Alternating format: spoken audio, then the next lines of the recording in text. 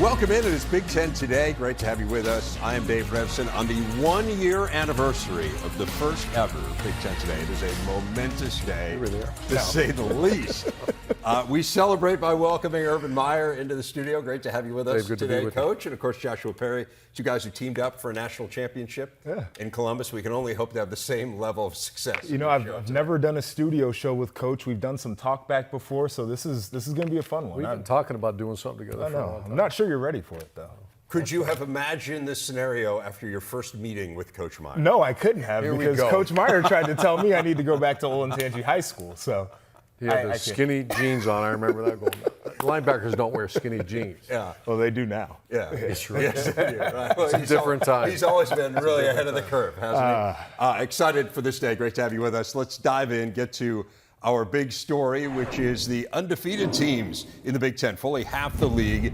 It's pretty straightforward in terms of how it shakes out. It's the entire Big Ten East, other than Michigan State, and just one team from the West, that is Minnesota. Of this group, only the Nittany Lions and Hoosiers have played a conference game.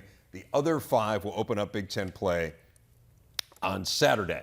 Let's start with Penn State. I think this was the most impressive performance of the Big Ten this past weekend, not just to go to Auburn and win, but to go to Auburn and hand them their worst non-conference home loss in 40 years. What stood out to you guys? We'll start with you, Coach, as you watch Penn State. You know, I watched a lot of it. I watched the videotape, and if you change helmets, you'd say that team wearing white.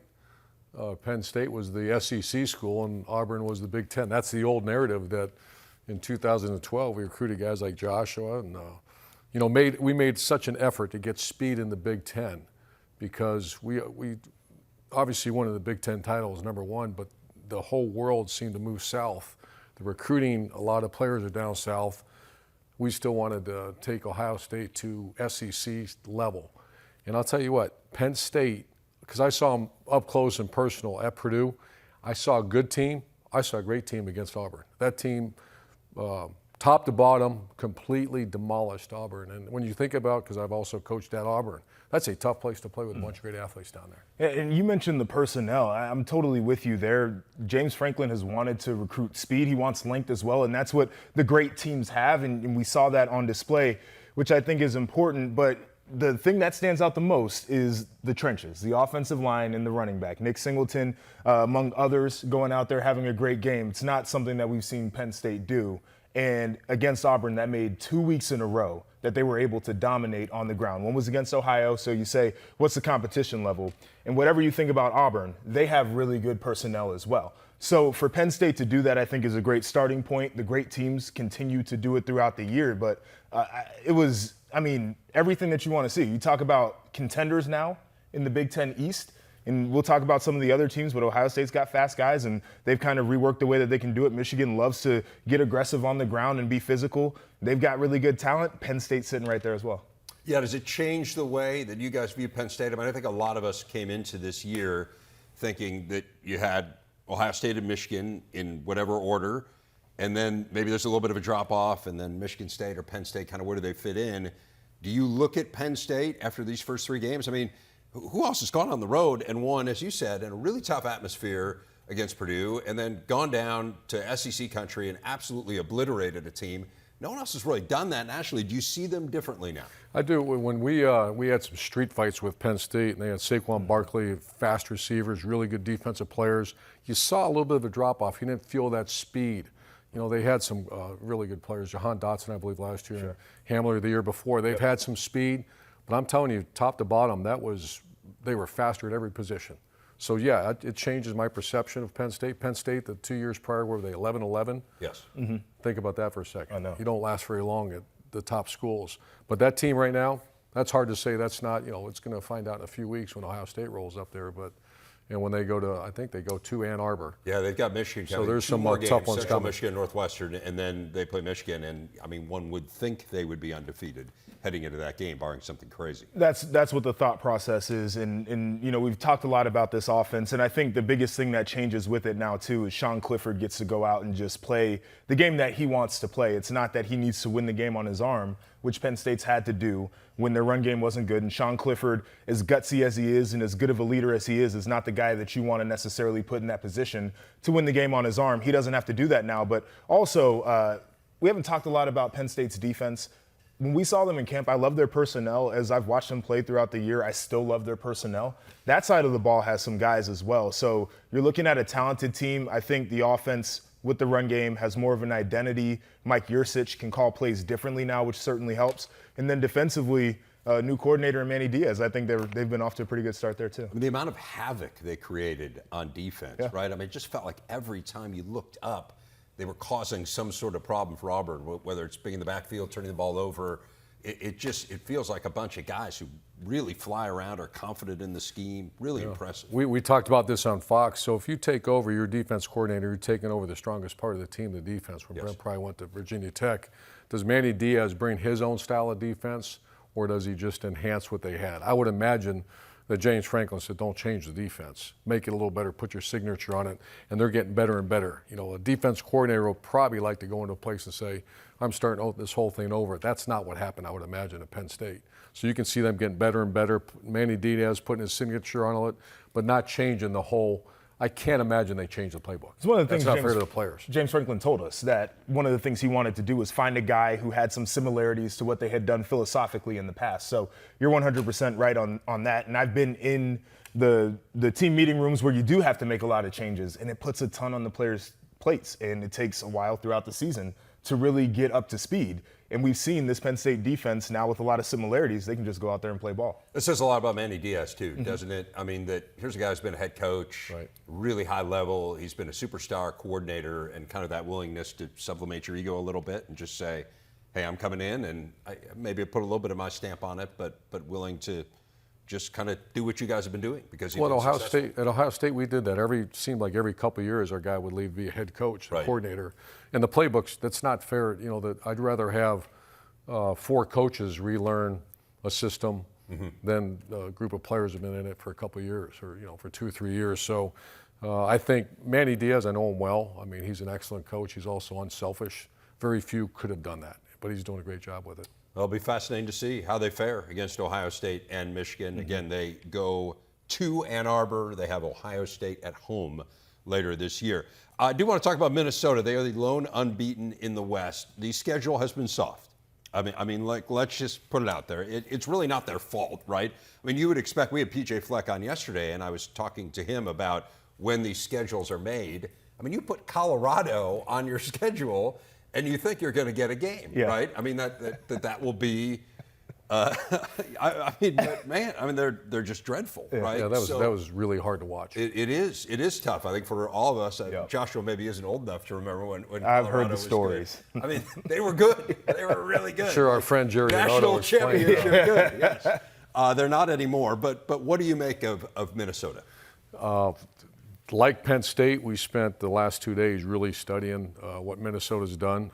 PJ Fleck, a guy that's won at all levels. He started off at Western Michigan, won. He's taken over a program that I don't think people give Minnesota enough respect. Minnesota's never really been down, not my tenure. I mean, they had Jerry Kill, they had Tracy, they've had good players along the way. So that's a good, solid program. So I didn't, when someone said it's a rebuild, I didn't think it was a rebuild at all. He just made it very strong. You watch them play, they're well coached, they play hard, they control the line of scrimmage. When you do that, you're going to win a lot of games. And they completely dominate. I know Colorado's down, and on videotape, they are down. But that offensive line, I think they've had some transfers. The offensive line, the coordinator's back, Shiraka's back. You can tell his signature's back on that thing.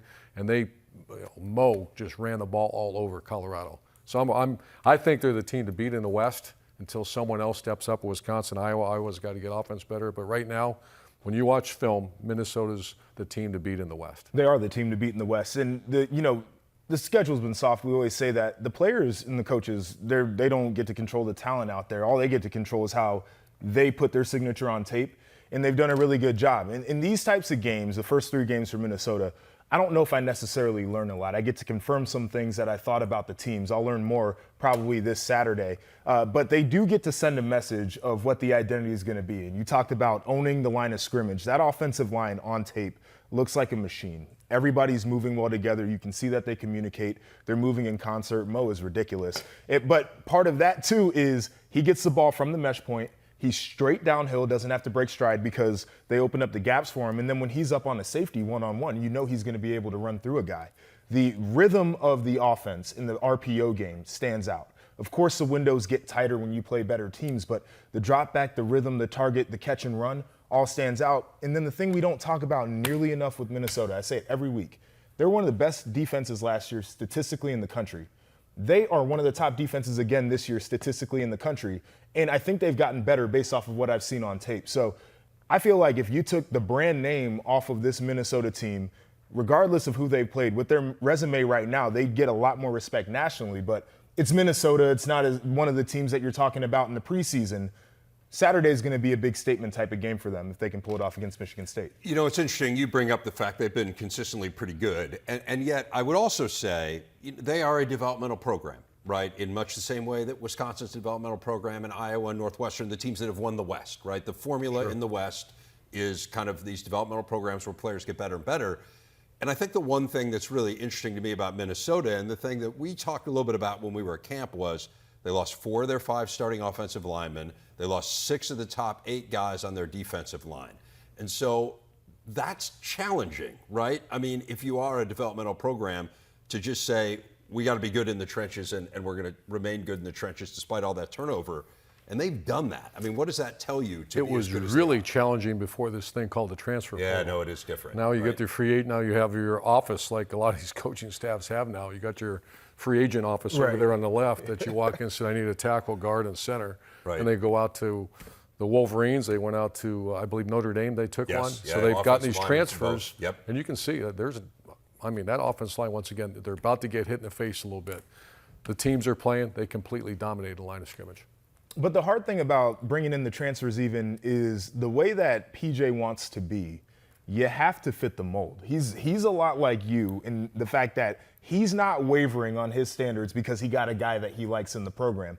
And so I think the fact that everybody's gone out there and it looks like there hasn't been a ton of change stands out because now you know that he's got that thing systematized. He's able to plug guys in, get them developed, get them in there doing the Minnesota thing the way that they want to do it. And then they go out on game day against competition they should dominate, and they do just that. No questions. I think it's interesting, too, where he talks a lot. He loves to say we're not for everyone, right? We do things a little differently here. And so to be able to go in and go out and plug guys in when you are a program that kind of needs a certain mindset, needs someone to come in and say, okay, I'm gonna go along with this. I think that's even more remarkable. Yeah, when you see players running out of programs, that means when they're not either when they're bringing in recruits or not showing them exactly what the program's all about. You know, Ohio State is a program that everyone knows when you walk in there about Coach Marotti, the way you're going to work. I imagine, I haven't been inside the Minnesota program, but you don't hear guys leaving. You don't hear about that. So he must be, like you said, picking the puzzle pieces that fit the puzzle he wants. Yeah. Because it's you see it year after year. Well, it'll be pretty interesting to see this weekend. Again, that game is here on the Big Ten Network. You will be calling it? Yes, I will. Yeah, you're studying film. You're going to break it down for us later? I got some breakdowns. All right, We look for we need them. Yeah, we got some time to fill, right? All right, let's do it. This is the beauty of it. Today's big stat, Ohio State 77-21 over Toledo on Saturday night. It was the 5th time this century the Bucs have scored 70 or more points. 75 or more, I should say. Not only is that the most in the nation in that span, it is by a significant margin. Oklahoma and Texas Tech next, each with 3 games of 75 or more. As promised, Coach Wannstedt joining us. Good to have you. I mean, this is a meeting of the minds. Can I make one comment? You're reading off those scores, Urban. I remember I was a sophomore at Pitt, and we're playing Oklahoma in Pitt Stadium, and they had help me out here. They had all that running back, Washington. They had 3. They're running a wishbone. Jack Mildren was the quarterback. And I remember jogging there at halftime, and it was 40-some to nothing. In my mind, I wasn't a math major, and I'm trying to add up. What is this going to be times 2? That's what these scores sound like. Yeah, now it's what was it times 2? Do you remember? Well, I know what it ended up about 56 to. Okay, 10. so they went the easy. dogs off. They went easy on you in the second half. Okay, well, let's let you get the first word on Ohio State. I'm sure Coach Meyer has a few things to say, but what do you make of the Buckeyes at this point? Well, offensively, the quarterback has just been so impressive. He doesn't look, I'm calling him a young player, which he is. You know, he doesn't play like a young player. But I've been kind of focused in on that defense. You know, Jim Knowles coming from Oklahoma State, and the thing that was the top of his resume was he had the most quarterback hits last year in the country. He was third in the country in third down defense. So, you know, I know that it's a new system. I know that, you know, he's trying to get everything coordinated with the assistant coaches and players. They graduate a lot of players as they do. But that's kind of where I've been focused, and they're doing a great job. But I guess as the competition gets better, I mean, I think they're going to get better because right now they're doing good. They got one interception. You know, they're kind of in the middle of the pack with sacks. They're really not dominating anything on defense right now. That I'm going to be real curious to follow them here in the next couple of weeks and see how they progress on defense. Well, the last 3 quarters against Notre Dame was a dominant performance. And then you play 2 teams, you're overmatched. You know, I sat in those meetings as coach has, and you're like, how much do you show? Are you trying to play a little, you know, you're playing Toledo. Toledo's a good team.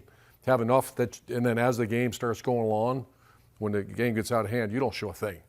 You're just playing. You don't want Wisconsin to see, you know, some wrinkles that maybe you're holding on to. So that's the dilemma that you have. Obviously, you play Notre Dame, you let it all go. Then you play Arkansas State, Toledo. Let's kind of sit back a little bit. The game gets out of hand. Let's start playing some young players. So I see nothing other than a defense and better than it was. But once again, that's to be determined. Everybody thought when you shut down Notre Dame in that second half like they did, but then Notre Dame goes and loses to Marshall. So I think we're in a chess match right now. How good are these teams? You don't know yet.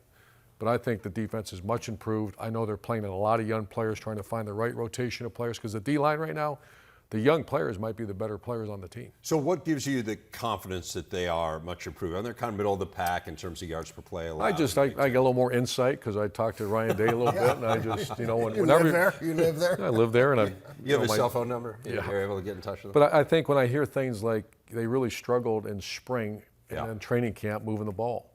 And he would say that, you know, it's different looks. It's a little bit like we talked about on Big Noon last week. There's 2 different styles of defense. One's the Iowa style, and that's vanilla and well-coached, tough, the old defenses. You know, 4-3 quarters or 4-3 man free. We're going to teach fundamentals hardcore, and we're also great tacklers, and we're going to hit the tendencies of offense. Then you have another style of defense called chaos. We're going to have a different look every snap. We're going to be coming from all different, you know, Knowles has a history of that. When you watch and what I heard during training camp, there's a lot of different looks.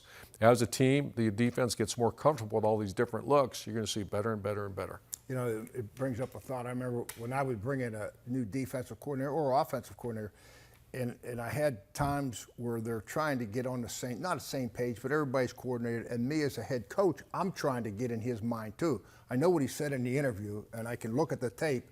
So I would go out and practice sometimes and just say, you know, let's go today. I'll make up the down and distance in the situations, and you just make the calls.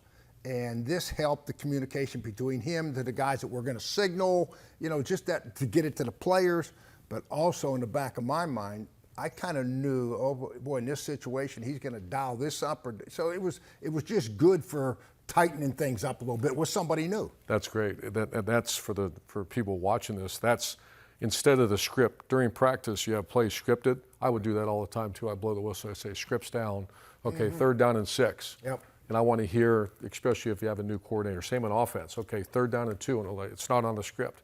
Go 3rd and 2. Right. So you, as a head coach, you get a flavor of what's coming. It's interesting. I think if we were going to talk about deficiencies in Ohio State last year, like what prevented them from being the team that made it to the Big Ten championship game, made it to the college football playoff, we would talk about defense, which we've already addressed. And also in the biggest games, the inability to run the ball when they wanted to run it.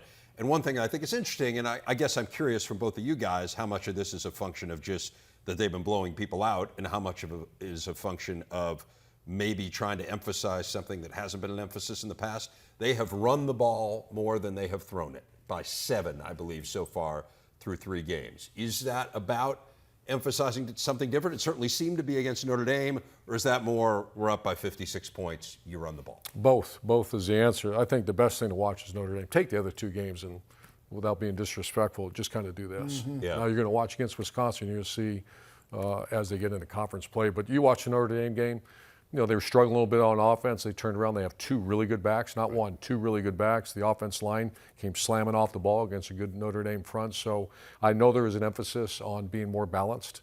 especially when the weather gets a little cold. You start getting in that rivalry game. The rivalry game is going to be won or lost by whoever wins at the offense or defensive line. It's been that way for 120 years. It's not going to change. So I think there was that emphasis. Now let's get back to compounding off the ball. Plus, where's your, there's a lot of talent at the receiver position, but those two backs are really good players. I took away, just piggyback on what Urban's talking about, after that Ryan Day's press conference after the Notre Dame game, I walked away with one thought: being physical. He must have used the word physical 10 times in his press conference, and he talked about it going back to the off season, in the weight room. That was the language because of the Oregon and Michigan games a year ago. So I don't think it's just happening by accident, and you would know more about it, Urban. But he started talking, hey, in the spring we were going to become a more physical team. Again, Wisconsin this week. We'll break down that game in just a bit. I do want to focus on Michigan. So Michigan is undefeated. They have the largest scoring differential of any team in the country. They also played a very easy schedule, much in the same way that Minnesota has. In fact, I went into the Sagarin rankings today because he ranks all the schedules, and he ranks all of Division I together. In other words, there's no differentiation between FBS and FCS. Michigan's schedule is ranked 196th in the country. There's only 131 FBS teams. I mean, hey, I don't program the computer. I'm just telling you what Sagarin's got. And Minnesota's like in the 200s, right? So again, just to give you a feel for how easy it has been to this point. That being said, they're obliterating people. I mean, they're absolutely demolishing the teams they're playing. So whether or not, are they that much better, we'll see. But how do you, as a coach, when you know that you haven't been challenged, how do you deal with kind of making sure your team is ready to go for that game where they will be challenged? Before you go there, I had the Wolverines as the most impressive because when you watch on videotape, they lost 2 great defensive players. Yeah. They lost, I think, 7 starters off of defense, 5 NFL draft picks, but they also lost both coordinators. And that's usually disarray early in the year. It's not disarray at all. They look very, very good. When they scheduled teams like Colorado State, Hawaii, and UConn, those schedules are so far out. Colorado State used to be a top 30, 35 program. Yes. I've coached against Hawaii many, many times. That's a tough. They didn't look. They've had some issues. We're not picking on Hawaii. They just didn't look very good. You watch the videotape, and there's guys just running wide open all over the field. So right now you're trying to break in a first-time starter quarterback. You had to replace some good players. They look fast. They look athletic. But the question is, how do you overcome a soft schedule? Because you have to overcome it. And you have to, this early in the season, it's all about development of your individual and development of the team. I've been caught with those soft schedules. Someone's down that you thought would be up, and for some reason you just got caught with a soft schedule. I would take 2 8-minute segments on Tuesday and Wednesday, the hard padded practice days, and we go against number 1 defense. And I would, we'd script a little bit because you don't want to have to block bear defense or some chaos defense. But I want to see good on good, not tackle because you don't want to get guys to hurt. But how do you get a quarterback ready? You don't get them ready for the first three games they played. You go against the Wolverine defense in period, 7 or 8, and you tee off against each other a little bit. Everybody stay up because you don't want to get people hurt. But that quarterback has to feel this. And he hasn't felt it yet. Yeah, it's the thing I looked at is, and being fortunate to be in Miami, where we were number 1 in the country and we were playing lesser teams, same thing. And I always look back and we would talk about how many penalties are we doing. I mean, this is why I really like what Michigan's doing. They're not committing mistakes. You don't see guys just getting turned loose. You don't see guys just dropping balls when they're open. When there's plays to be made, they're making them. And I think there's some credit there for that coaching staff to get, I don't care who you're playing, to score like this and be number 1 in the conference at this point in the red zone. That means they're scoring all the time they're down there. I mean, they're doing some really good football things against lesser people, but just the focus of the players is good. And we were laughing about this early, and I got to ask you about this. I can remember our viewers probably don't know who Chuck Fairbanks is. He used to be the coach of Oklahoma and Colorado at one time. So Jimmy Johnson was on his staff, and he said that when things were going good, like they are at Ohio State and Michigan, that Jimmy would come in and say, Dave, we got to cause a crisis. I said, what do you mean a crisis? We're shutting people out. We're scoring 40 or 50 points. He's, no, we got to cause a crisis somehow. I'm going to do something to stir this thing up to get everybody's attention. So we were laughing, and Joshua said you had a few of those, huh? That was nonstop. And the one thing you want a program to grow, fight through adversity. If you're playing soft teams, it's not going to be on the field. When you're playing a great team and you have to correct things, you can create chaos or adversity on the field. If not, and our strength coach, Mickey Marotti, who's still there, he was my partner in crime with that. I'd walk by and say, Mick, and he'd even say to me, so we got to, okay, I'm going to go in the locker room and there's going to be, someone didn't pick up paper cups. I'm going to run the heck out of them after practice, or I'm going to, go after him. And he'd sometimes wink at me and say, hey, watch, I'm going to get him good today. So I think creating chaos, especially with a young team, what does chaos do? It either separates a team or brings them close together. And I imagine that's what's going on in Ann Arbor, because you have to create chaos. And the three teams they played, did you say 190? 196. 130. That's right. 196. So that means you're. Yeah. Again, I don't program the computer. You can talk to Sagarin. But, I mean, it's crazy, right? Yeah. You're talking about 60 teams that aren't FBS teams that have played harder schedules. Like, it almost seems incomprehensible. But, again, that's what his computer's spitting out for him. So it's fascinating. And, again, Minnesota's is worse.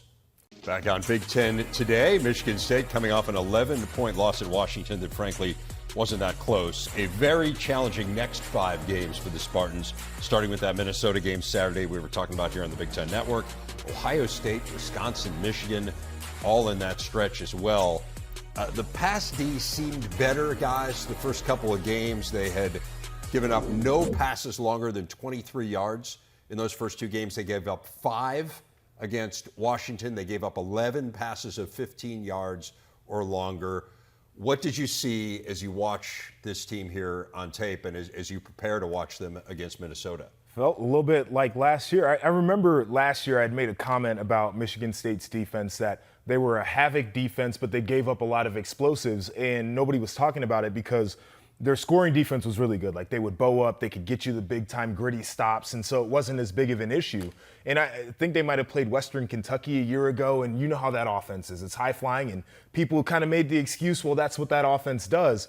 And you always felt like there were some issues with Michigan State, and I think this is a part of it, is Mel Tucker is always going to be aggressive in the way that he calls it. He likes to put guys on an island. He wants to pressure the quarterback, and it exposes you in a lot of ways.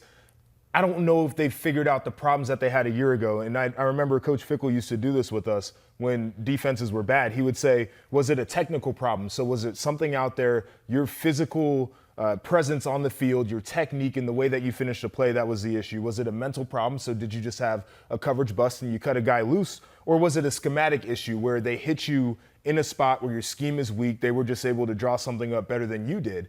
And as I look at Michigan State, I see all 3 of them. So now the question is, how do you fix that? And it's not going to be a 1-week process. But I think that they have a long journey ahead to get this defense to a place where Mel Tucker is going to be satisfied with it. You know what's intriguing to me about Michigan State, and we talked about Ole Miss, is how do you develop a team when there's constant turnover? You're having players sometimes not missing spring practice because of transfer portal. It's like back in the day when, Kansas State, when Bill Snyder started making his name by taking all these transfers. And I actually asked him, I said, how in the world to build when the guys are one and done, they come in and they leave, or they're, you just have them for 2 years. I'd like to have guys like Joshua, you develop them over 2-3 years, and all of a sudden that's your captain of your team because he knows what to expect. I'm really intrigued. At some point, I'm going to ask Coach Tucker, I'm going to ask Lane Kiffin, some of these teams that have really lived in this transfer portal, which Michigan State, I don't know the exact number, but I would anticipate as Michigan State gets closer as a team, the players get to know each other, the coaches get to know each other, they learn the system. I would imagine there's a good handful of players on that defense that didn't go through spring practice. Mm-hmm. And you're going to see them get better and better throughout the season. Yeah, go ahead, Josh. So I just want to jump in. The other thing game plan-wise, too, is we're talking about a guy named Jacoby Windman for the first couple weeks of the season and leading the nation in sacks and tackles for loss and forced fumbles.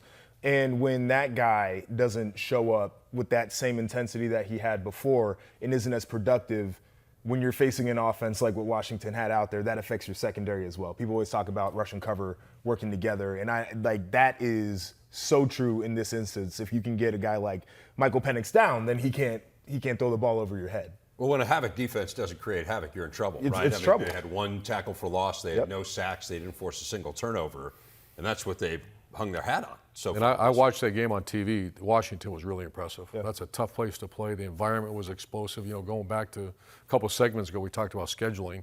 Maybe that schedule, maybe the fact they played them and got hit right in the face, a little more serious about practice. They identified weaknesses. Some of these teams are getting ready to watch. What are their weaknesses? They have no idea. Because they haven't played anybody yet. That's what we talked about. You learn next to nothing. You can confirm things, but you learn almost nothing when you play well against a bad team. But when you get popped in the face, there's a lot of things that you take away and say, I learned something from that. And they're banged up in that secondary, too. They I think are. Xavier Henderson is a huge loss. And Jacob Slade being good out player. up front, too, is a big deal, too. Yep, and Snow as Yeah. well. So, no, Yeah. they're banged up. What about Wisconsin? Bounce back against a bad New Mexico State team. You were there. But the pass offense looks a lot better. I mean, it feels like Graham Mertz has found something here. Was this more a function of New Mexico State or more a function of Wisconsin? It was a big combo platter. I think you can't say it was more one or the other. I think he handled business the way that he needed to. New Mexico State was not a good football team, but I followed up with Paul Christ on one of the questions we had about Graham at camp and his consistency, because he told us it was a little bit of a roller coaster. Yes, he did, yeah. And so I said, how's Graham in terms of his consistency? He said, much better. Said he's more humble. He's watching tape the way he needs to. He's going out there more confidently reading defenses.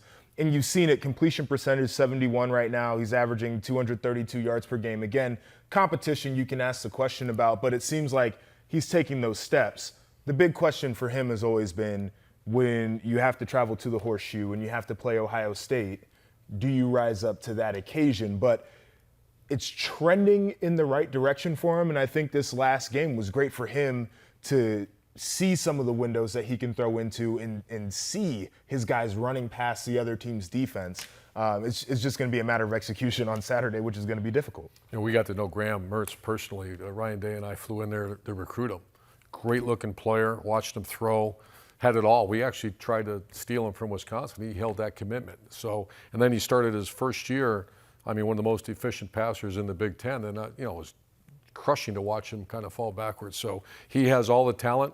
I would be disappointed or surprised if he doesn't have a great year this year.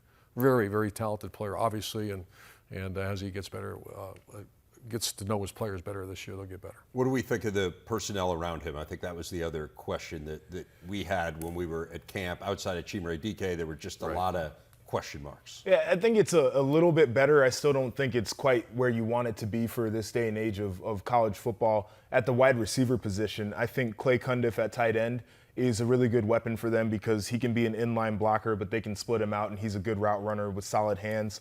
The backfield is really good. We talk about Braylon Allen and Ches Malusi and what those guys can do. So I think you really want to get more explosive out there on the edges. That's kind of been the story for them the last few years anyway. Boy, they changed formation. They look a lot different than the old Wisconsin. They're going out of gun. Yeah, it's a different looking team. And at first you say, do you really want to do that?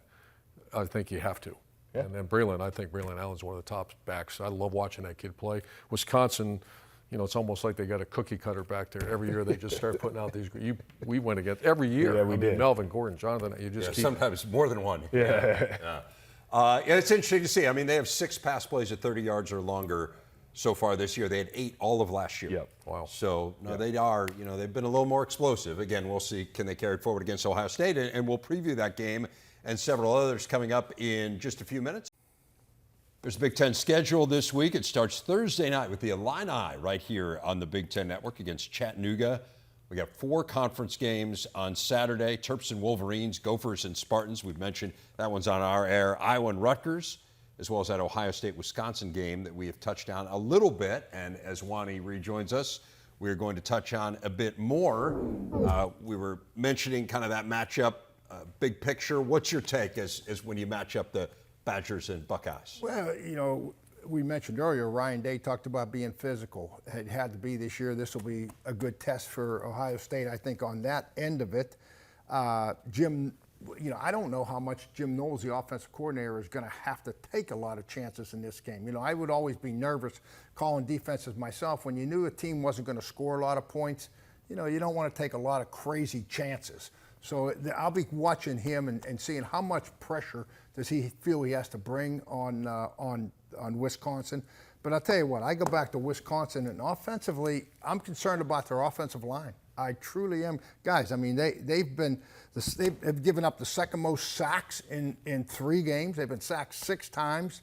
I know Graham Mertz is playing pretty well to this point. I've got to see it happen. And why are they not running the ball, Reverend? You know what I mean? They're not running the ball, from what I've seen this year, like they have in the past. So maybe it's early, but this is going to be a big challenge, I think, for Wisconsin. And I see the game, Ohio State, if I'm the defense coordinator, like they have an excellent one at Wisconsin, that you keep this thing close. Keep the plays in front of you. Don't start playing press man coverage against that group of wideouts. And if I'm Wisconsin, I'm also snapping the ball late. Let's run the ball a little bit and try to stay in this game, because I think it's going to be close up through the first half. But Ohio State, my gosh, you think about the job that Brian Hartline has done recruiting. You replaced 3 first-rounders, Olave, Garrett Wilson, and then Jamison Williams, who went to Alabama. 3 first-rounders, and all of a sudden, I remember talking to Ohio State and said, we might be better at receiver this next year.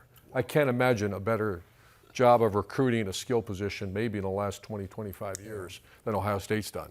And you see that Smith-Njigba is back, and that just, you talk about a loaded receiver room. So at some point during the course of that game, I see that receiving group taking over the game, and in the second half and pulling away. It's definitely strength against strength, right? And so when you're going up against a really good defensive coordinator, as you said, in Jim Leonhard, but just a defense, they've given up 8 points per game.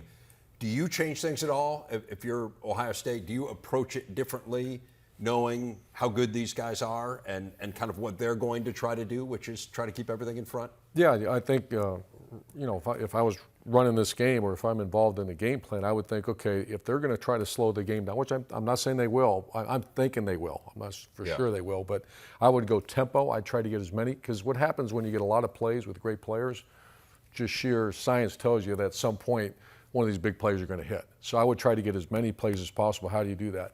And they're very good at it. I'd go a lot of tempo if I was Ohio State. Try to get as many plays as possible. Try to wear out Wisconsin a little bit. Leonard's an excellent defense coordinator, but try to get the ball in the skilled athlete's hands as often as possible. One point on that, one thing that we talked about the very first week was how many players that Leonhard had to replace. What was it, 8 starters? Yeah, 8 off starters that on defense. Yep. And we talk about these games where we've got the upper hand personnel-wise. He may benefit more than anybody with bringing these young players along, getting them to the point where they're mature and playing at a high level. So this could help him to this point. Buckeyes have won the last 8 in that series. How about Minnesota and Michigan State? This is a series the Spartans have dominated of late. We've already sung the praises of Minnesota, talked about the challenges that Michigan State has. What do you see when you put them head-to-head? I'll tell you, changed my thought. I've watched them a lot on film in the last 2 days and walked away so impressed. Then all of a sudden you fire some number at me that they've got the 200th worst schedule. I mean, that makes you think a little bit. That changes my thought. I thought, after watching the videotape and watching Michigan State, but Michigan State, once again, you got to be careful watching the videotape and start thinking, okay, Michigan State went out to Seattle, Washington, played a very, very good team. I think the surprise team of the Pac-12. And then all of a sudden you look at Minnesota, and everybody's high in Minnesota, including myself, and then all of a sudden you fire a number at me. And it did show up on videotape. The teams they're playing are not very good. Right. So I still think if Minnesota can control the line of scrimmage like they have, which will be a taller task, obviously, against Michigan State, but I think it should be one like most games on that offense-defense line. Minnesota controls the line of scrimmage, mow the ball like they have been. I'm picking Minnesota. I like them too. The stat you mentioned earlier, Washington throws for 300 yards. Michigan State doesn't come up with a sack and 1 tackle for loss. Old thing we used to talk about, protection beats coverage. And there was protection, no sacks, and now all of a sudden Michigan State's secondary looked like it did last year, right? Big plays, pass plays. The one thing, I went up and spent a couple of days at Minnesota, Joe Rossi, Pittsburgh guy, and the one thing that Minnesota does, it's a complicated defense, and they take pride in saying, hey, we don't have the same athletes Ohio State, but our guys are smart guys here, and our guys will take the extra time and study, and I was really impressed with Minnesota's defense because it's somewhat complicated, and I thought, and these kids really dive in, and they comprehend what the coaches are trying to say, and they execute it. Right now they're, second in the Big Ten in scoring defense. All the stats are off the charts, and they're off to a good start, regardless of your schedule. The one thing about PJ Fleck's team, and we coached against him several times when I was at Ohio State, you really can't find a weakness. You know, maybe there's a little deficiency in personnel somewhere, but offense, defense, kicking game, that's always been a well-coached team. We've always had street fights with Minnesota, and we had the better talent. But all of a sudden, you just don't find, you keep going and find a mistake, find a mistake, find a mistake. They don't make many mistakes. I think there's such a misconception nationally about him because of all the row the boat, right? And I think people just feel like, well, that's some sort of smoke and mirrors program. And then those of us who watch them play every week and know how fundamentally sound they are, right? I mean, it just. Well, I've heard it. I'm sure you've heard it too. In the coaching profession, people say, what's going on? I'm like, wait a minute now. Yeah. Push play and watch the guys play. That's all that matters. You know what? Nothing else matters. Push play. I do want to touch on Iowa and Rutgers, aside from the fact that, in all seriousness, this might be the best punting matchup we've ever seen in college football. And both these guys are phenomenal punters. That aside, what else are you watching in this game? I'm watching, obviously I'm biased because we both respect Greg Schiano. What he's done, take the ball 99 yards in that drive against Boston College to go to Temple and beat Temple. Obviously they're still building their roster, but what he's done has been phenomenal. I just think Iowa's got, a little bit personnel, not a little bit, they got a personnel advantage right now. And I think it's close, but Iowa, that's going to be a tall task for Rutgers for them. Yeah, the thing that concerns me about this game that I think is a little bit different than I've seen with Iowa, I mean, they're not running the ball like they have. I mean, they're at 3 games, but they're at the bottom of the Big Ten, and Rutgers is leading the Big Ten and stopping the run. So that's going to be, I mean, something's going to have to give on that end because Greg would just soon take it down to that. And the other thing was Schiano, and he worked for you and he worked for me, and I competed against him when I was at Pitt. You better be sound on your special teams this week because, right, I mean, this is going to be, he would drive me crazy with, whether it was punt block or whether it was kickoff return or something. I'm telling you, this special teams could be the difference in this game. The year he was, I put him in charge of punt block, and we had 2 big ones to win a game against the Wolverines when Chris Olave blocked. That was his call. Oh, really? Okay. And then the Penn State one. I know we're down by 2 scores, and we go after a midfield. I look at him, he goes, well, we called the punt block. So you're right. I can see him right, what is it, Tuesday? What day is today? Tuesday? He's on the grease board right now. Today's punt block day. So he's on the board right now. Coming up. Yeah, here it comes. The special teams could have a huge say. And again, I mean, you think about what Rutgers does well, right? I mean, they are really good at stopping the run. They've given up fewer than 100 rushing yards this year, and they're first in the Big Ten in turnover margin, right? If you can force some mistakes. Go back real quick to schedule. I think that was the perfect schedule for Rutgers. And it turned out perfect too. I mean, they had 2 battles. The Boston College that's a 50. That's a great win. That was on the road, right? That was at BC. Yep. Iwani, this was great. Thanks so much. Yeah, absolutely. It was fun to get you guys together. We should do this again sometime. I'll be here. We've got to get Coach to come in and spend a little time in Chicago. Exactly. Tough debut for Mickey Joseph as the interim head coach in Lincoln. The 49 points allowed to Oklahoma, second most in a head coaching debut in Nebraska history, most in nearly 80 years. It was the Huskers' 19th straight loss against ranked opponents. Coach, you were there for Big Noon kickoff. You certainly got a sense of kind of the pulse of what's going on with Nebraska right now. What do you think the formula is to get this thing going again? Well, Josh and I are a little different age, obviously, and so I grew up in the era where that was the Alabama, that was the mecca of football. And when you go back and see, we were there. The fan base, you played, regardless of the score, regardless of the record, you're going to have 85,000 people there. And a half hour before the game kicks off, I mean, the student body, everybody, it was perfect. And then they score. But when you look back and evaluate, that's the chosen one. The prodigal son just came in and didn't get it done. I really believed he would. I have a lot of respect for Scott Frost. You look at his resume going into that thing, he understands Nebraska. He should have understood recruiting. I think when they made the move from the Big Ten or from that corridor, the Big 12, the Big 8 way back in the day, that was, Josh, I don't know if you realize, that used to be the best football in the country. Mm-hmm. More Heisman trophies, more first-round picks, more Hall of Fame coaches. When you go Texas A&M, Texas, Oklahoma State, Nebraska, those rivalries. And I remember it was also most of them ran wishbone football. Yeah. And also, I said this on Big Noon Kickoff, is that was every program has a niche. Woody Hayes developed the niche at Ohio State. What was it? Toughness. Same with Bo Schembechler. When you went out to Nebraska, what was their niche? Why would a player go to Nebraska? In 1969, they hired the first-strength coach ever in college football history, Boyd Epley.